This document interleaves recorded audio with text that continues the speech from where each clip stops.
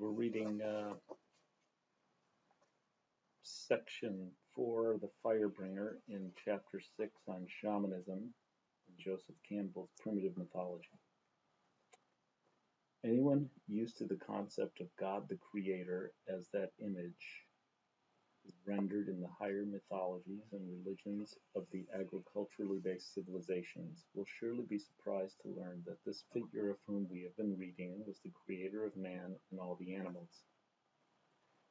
Another of his tales, just another of the many that are told of his curious adventures, tells of his coming up to the country of the Blackfeet from the south, traveling north, making the birds and animals as he passed along.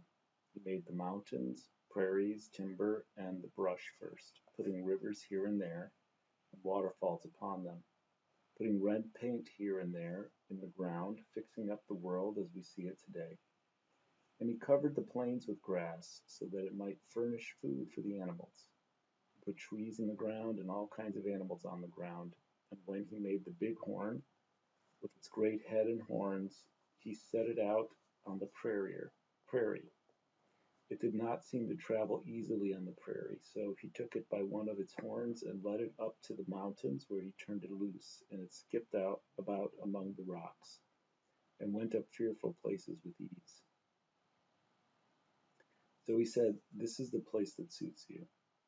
This is what you are fitted for, the rocks and the mountains." And while he was there in the mountains, he made the antelope out of dirt and turned it loose, to see how it would do. But it ran so fast that it fell over the rocks and hurt itself. Seeing that this would not do, he took the antelope down onto the prairie and turned it loose. It ran away gracefully, and he said, "This is what you are suited for." Then one day he decided that he would make a woman and a child, and so he formed them both of clay. And after he had molded the clay in human shape, he said to it, "You shall be people." Then he covered it up and went away. The next morning, returning, he took the covering off and saw that the clay shapes had changed a little. The second morning there was still more change, and the third still more. The fourth morning he took the covering off, looked at the images, and told them to rise and walk, and they did so. They walked down to the river with their maker, and then he told them that his name was Old Man. As they were standing by the river, the woman asked Old Man, "How is it? Shall we always live? Shall there be no end to it?" And he said, "I've never thought of that. You must decide.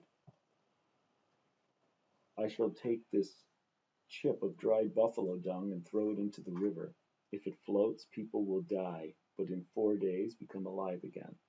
They will die for only 4 days, but if it sinks, there will be an end of them." He tossed the chip into the river, and it floated. The woman turned and picked up a stone and said, "No, it is not to be like that. I shall throw this stone into the river, and if it floats, we shall always live. But if it sinks, people must die, so that they shall feel pity for each other and feel sorrow for each other." The woman threw the stone into the water, and it sank. "There," said Old Man, "you have chosen, and so that is the way it shall be." The first people were poor and naked, and did not know how to live, but Old Man showed them the roots and berries, and told them how to eat. And he showed them that in a certain month of the year they could peel the bark off certain trees and eat it, and that it would be good. He told them that the animals should be their food. He made all the birds that fly, and told the people that their flesh could be eaten. And of a certain plant he would say, "The root of this plant, if gathered in a certain month of the year, is good for a certain sickness." And thus they learned the powers of all the herbs. Old Man taught the people how to make hunting weapons, and to kill and slaughter buffalo. Since it is not healthful to eat the meat raw, gathered soft, dry rotten wood, and made punk of it, and then got a piece of hardwood, and drilling a hole in it with an arrow point, taught them how to make fire with fire sticks, and to cook the flesh of the animals and eat it. And he said to them, "Now if you are overcome, you may go to sleep and get power. Something will come to you in your dream, and that will help you. Whatever those animals who appear to you in your sleep tell you to do, you must obey them, be guided by them. If you want help, are alone in traveling, and cry aloud for aid, your prayer will be answered, perhaps by the eagles, or by the buffalo, or by the bears.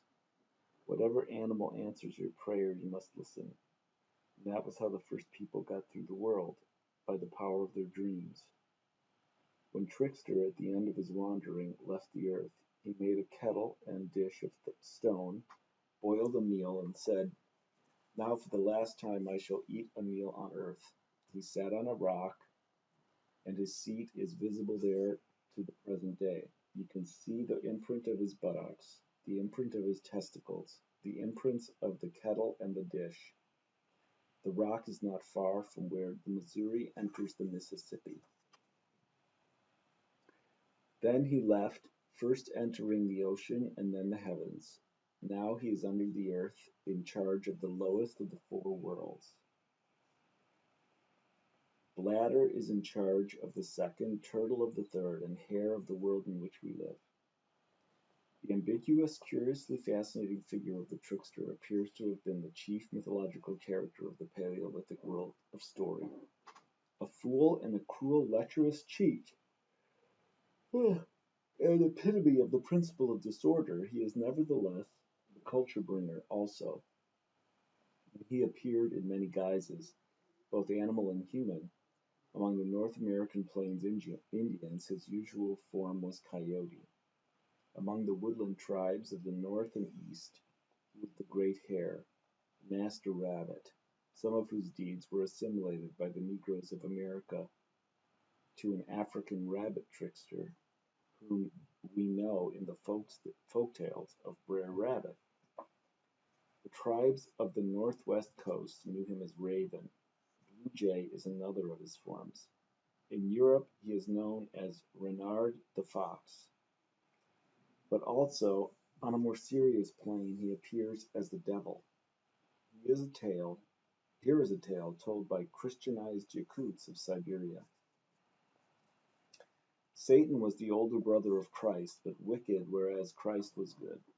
And when God wished to create the earth, he said to Satan, "You boast of being able to do everything and say that you are greater than I. Well, then bring up some sand from the bottom of the ocean." Satan dove to the bottom, but when he returned to the surface, saw that the water had washed the sand out of his hand. He dove twice again without success, but the fourth time changed himself into a swallow and managed to bring up a little mud in his beak. Christ blessed the morsel, which then became the earth. And the earth was nice and flat and smooth, but Satan, planning to create a world of his own, had deceitfully hidden a portion of the mud in his throat. Christ understood the while, and struck him on the back of the neck, whereupon the mud squirted from his mouth and formed the mountains, whereas originally everything had been as smooth as a plate.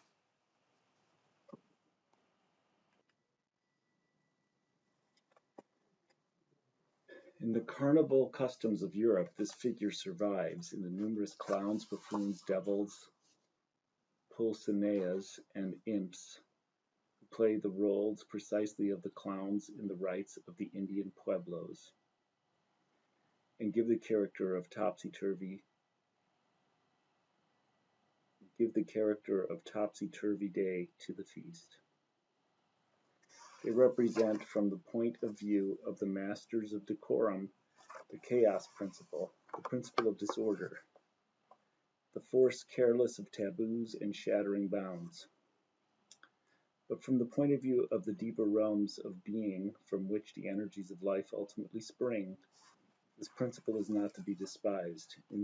Indeed, in a most amazing manner, in the period of the building of the cathedrals of the High Middle Ages, as Dr. Jung has reminded us in his article on the psychology of the trickster figure, there were some strange ecclesiastical customs reflecting the grimace of this master of chaos, most notably the Festum Asinorum, which Nietzsche parodied in his chapter on the Ass Festival.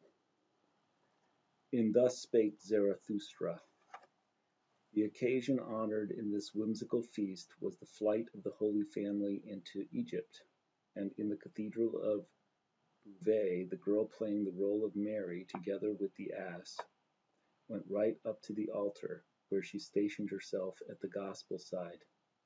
At the conclusion of each section of the High Mass that followed, the whole congregation brayed.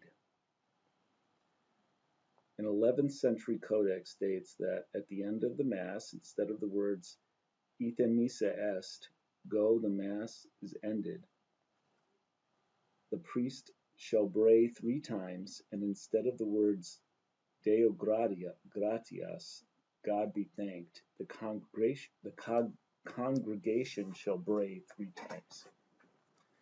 Dr. Jung's view is that the trickster is a collective shadow figure, an epitome of all the inferior traits of character in individuals.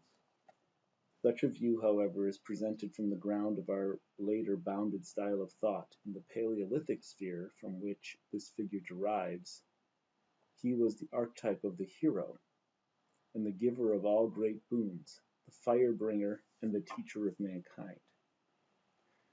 The Buryats in the area of Lake Baikal tell of the great spirit Sambol Burkhan, who, when moving over the water, saw a waterfowl swimming with its 12 young. "Waterbird," he said, "dive down and bring me earth, black soil in your beak and red clay in your feet." The bird dove, and Sambol Burkhan scattered first the red clay on the water, and then upon it the black soil, after which he thanked the bird. "You shall ever live," he said, and dive in the water. This is a more primitive version of the earth diver theme than the Christianized Yakut tale presented. Relieved of the ethical dualism of God and evil, of God and the devil, it shows the creative force in its primary innocence, but the Ostioks of the Yenisei River area depict the creator still more simply as a shaman. The great shaman Do, they say, was hovering over the waters with a company of swans, loons, and other waterfowl, finding nowhere to come down and rest, when he asked one of his diving birds to plunge and fetch a bit of earth from the bottom. The bird dove twice before it brought up even a grain. Yet the great shaman Do was able to make this bit of mud an island in the sea. So we'll stop there for now, and next time I think we will finish chapter 6. Yes, we'll finish chapter 6. Thanks for joining me.